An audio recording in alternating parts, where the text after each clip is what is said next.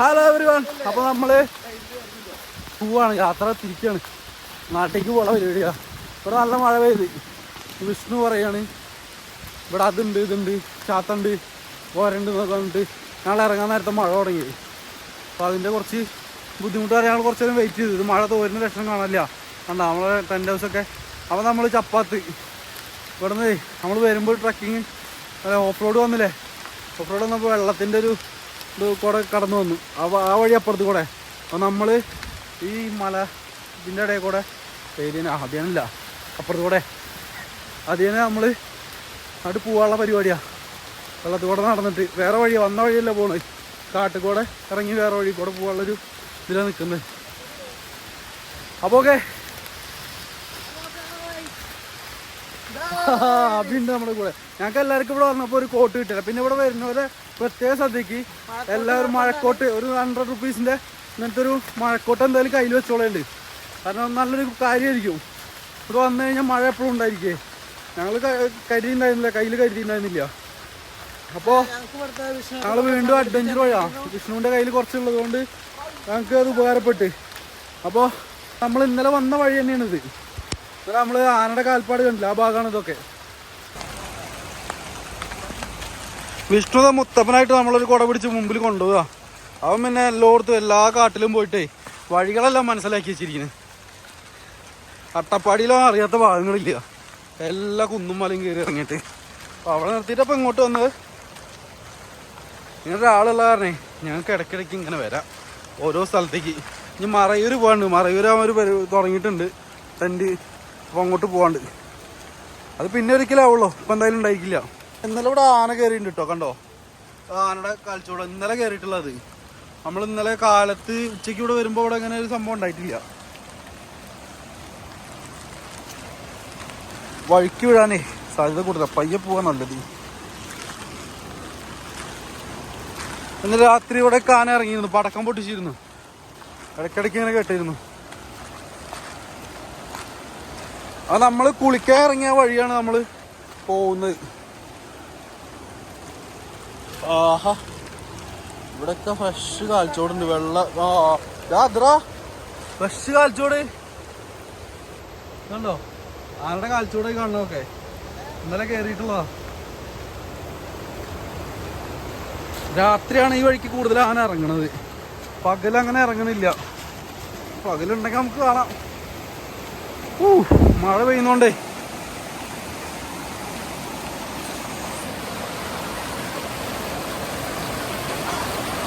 നോക്കി നോക്കി പോയില്ലെങ്കിൽ പണിയാ.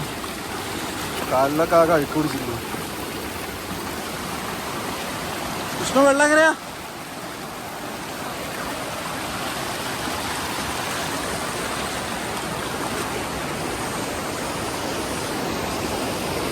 ഇവിടെയാണ് നമ്മളതിലെ കുളിക്കാൻ ഇറങ്ങിയിട്ടുണ്ടായിരുന്നത്.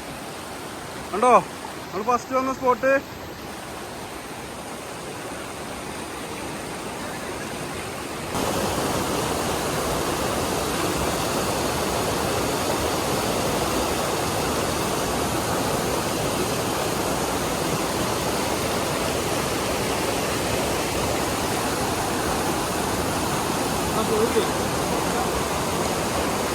അപ്പൊ അവരും ഇതിനെ കടന്നുകൊണ്ടിരിക്കുകയാണ്.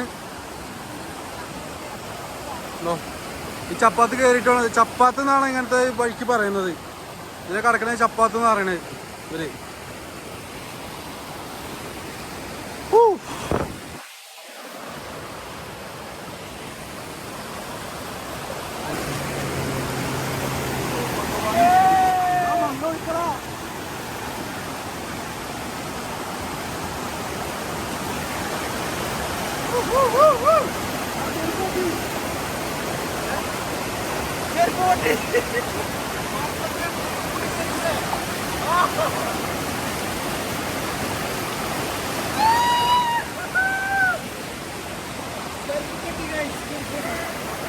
കോട്ടെ പൊട്ടിയാ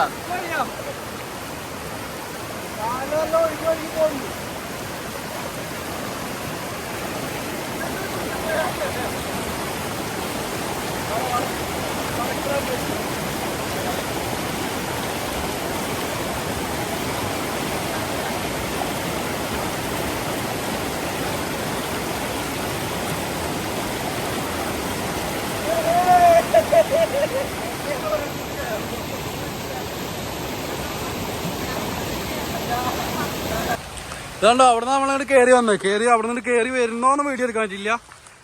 നമ്മൾ നടന്നുകൊണ്ടിരിക്കുക. പിന്നെ ഇത് മാത്രമല്ല ഇതിനെ നടത്താനൊന്നും അധികം സമ്മതിക്കില്ല. ഇതിന് ഈ വഴി വരണം വെച്ചെങ്കിൽ കുറച്ച് റിസ്ക് ഉള്ളതുകൊണ്ട് ഇതിനെ വിടാറൊന്നുമില്ല. നമ്മൾ ജീപ്പിൽ തന്നെയാണ് എല്ലാവരും കൊണ്ടുപോകാറ്. നമ്മൾ പോയ വഴി ഇതാ ഉണ്ടോ, നമ്മൾ ഇറങ്ങി വന്നത് വേറെ വഴി. നമ്മുടെ രഥം ഇതിനെ മറക്കാൻ പറ്റില്ല. ഓ അപ്പോൾ ഓക്കെ ഗൈസ്, എവരിവൺ ഹാപ്പി. നമുക്ക് ആനക്കുളത്ത് ആനകളൊക്കെ കാണാം.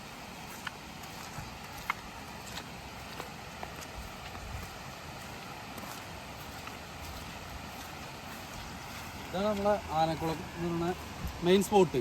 അതാണ് ഇവിടെ എപ്പോഴും ആനകൾ വന്നിട്ട് വെള്ളം കുടിക്കാൻ പറ്റുന്ന മെയിൻ സ്പോട്ടാണിത്.